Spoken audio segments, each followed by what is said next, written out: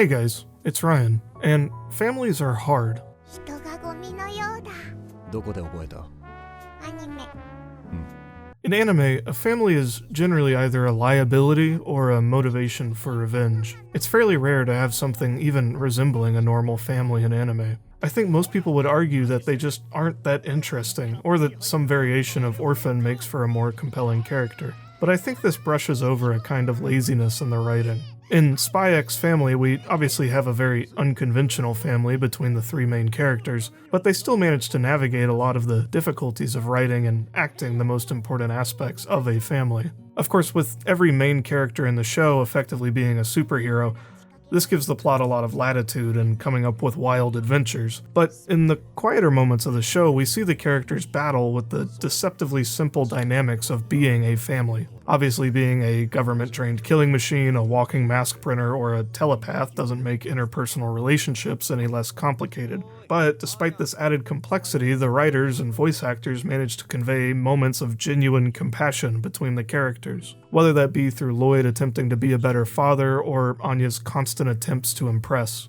My favorite example of this from the show is Lloyd giving up smoking after adopting Anya.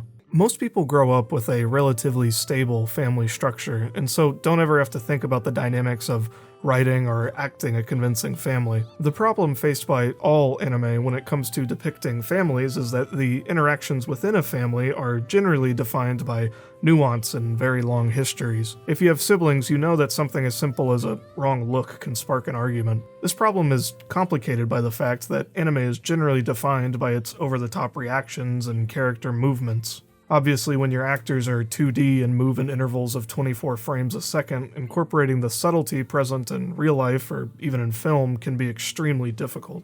There are examples of close to real family dynamics in anime. They are very rare, though, mostly because making a convincing multi-dimensional family with other fully fledged characters is very difficult, and thus is often disregarded. The most common way a manga writer will ignore the complexities of family dynamics is just by shattering the family in one way or another.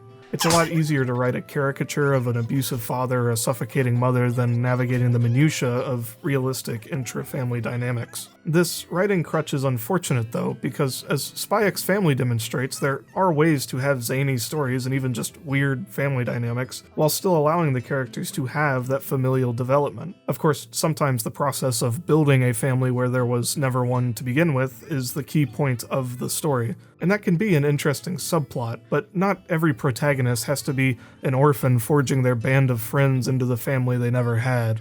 Sometimes the simple interactions between a parent and child are the moments that hit the hardest, while also being a more relatable vehicle for the author's message.